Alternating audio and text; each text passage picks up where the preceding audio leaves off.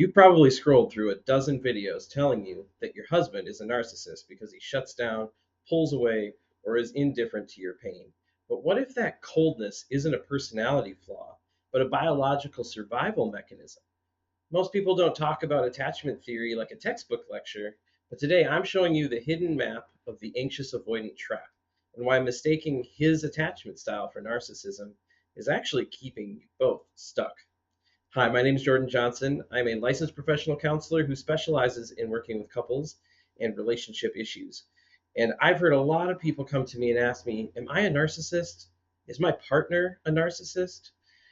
And so today's video is going to really dive into the concept of narcissism, but also the attachment styles that might be at play when people are asking these questions.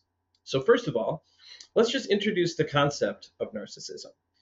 Most people probably use the term too lightly, in my opinion. There's a kind of a spectrum of narcissistic behaviors, and then there's the classic narcissistic personality disorder. And within that, you have subgroups within that even of different kinds of personality disorders that could be similar to narcissism but are different, right? So that's like cluster B personality disorders. One of the things I want to talk about today is that narcissism can be used as a label to describe selfish behaviors and perhaps even damaging behaviors to the relationship.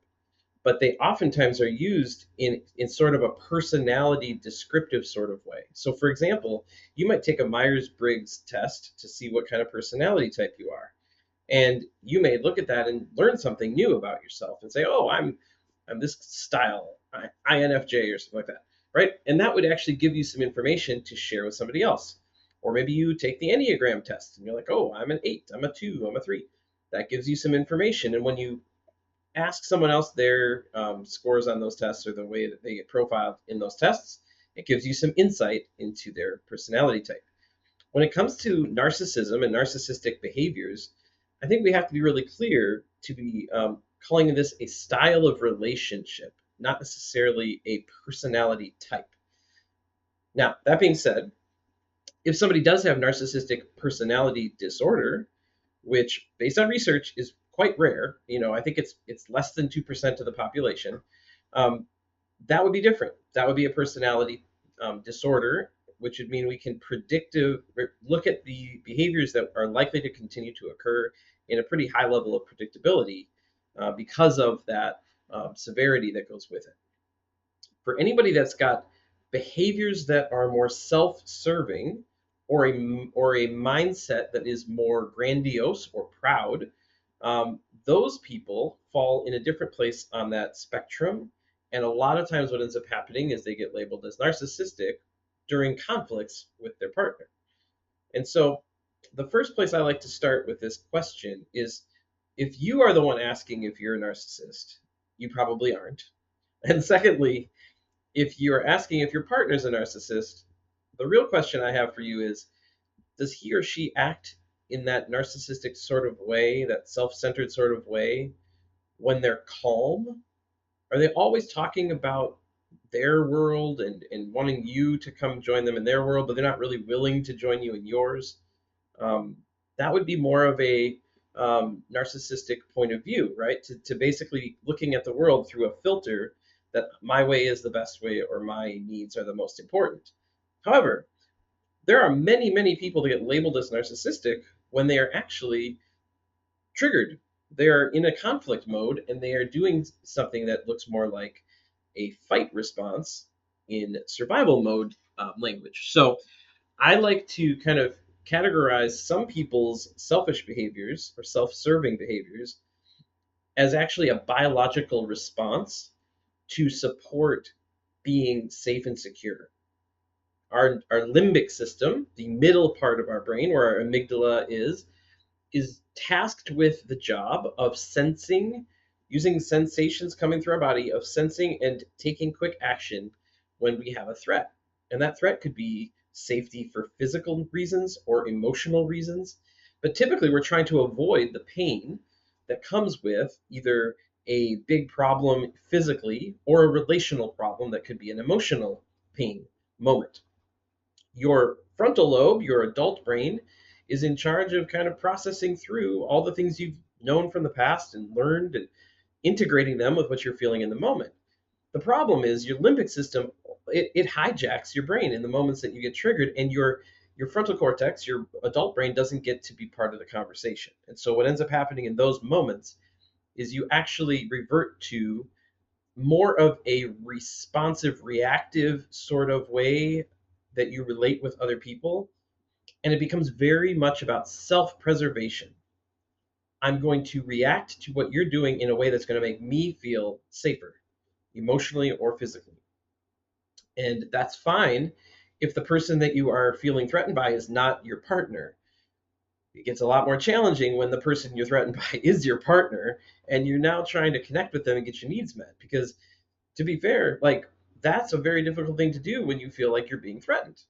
So one of the things I want you to focus on here is if somebody is self-serving and self-focused when they are upset and triggered, they are probably not a narcissist.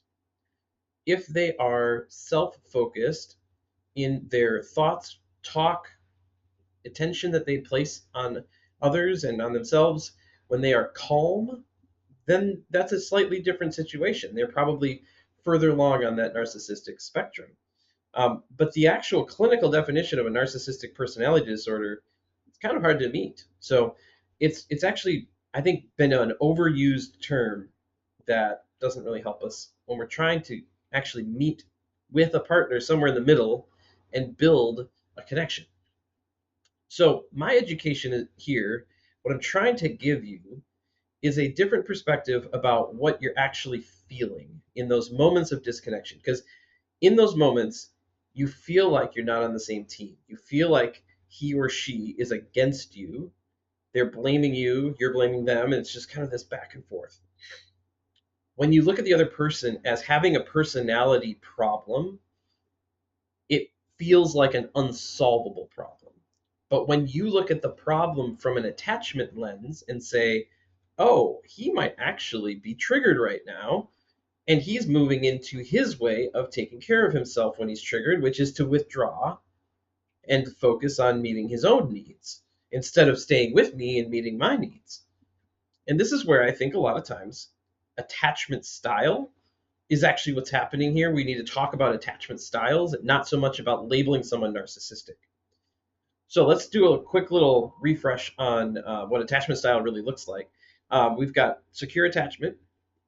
And the way I look at secure attachment is it is the ability to consistently show up for your partner. We learn secure attachment from our very first relationship, which is our mother.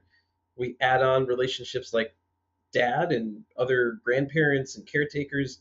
And obviously, some people go through life without one of those caretakers, and it's a lot more difficult. But in an ideal situation, a baby comes out of the womb and is immediately skin to skin with its parents, and it recognizes that bond as being safe, secure, consistent. Baby cries and gets taken care of, right? As you get older, things look different when it comes to secure attachment. You're able to explore and go out and try new things and then come back to your parents as a secure base. That's the term that's used in the research. The concept here is that if you feel like you have security in your secure base person or place, it gives you confidence to then go out into the world, experience something new, come back for comfort and guidance and support if you feel like you had a rough time, or even just celebrating the good times as a family or as a bond with that parent. When it comes to other styles of attachment, we now have 3 insecure styles of attachment. We have anxious, avoidant, and disorganized.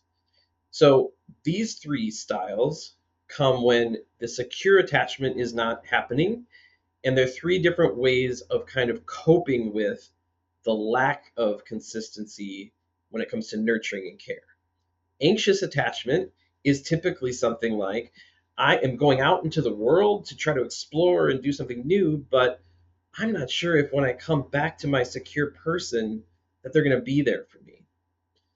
And because they're there sometimes, but not all the time, I get nervous when I go out into the world. And so I don't have as much confidence. I have some self-doubt and I have anxiety. And so this is the anxious style. I feel anxious when I leave. I'm feeling anxious when I come back to my secure person. When they're there, I feel like I can actually get some connection, but I don't think it will last beyond that moment, right? So I'm constantly like chasing them for that connection because they're not just giving that willingly necessarily.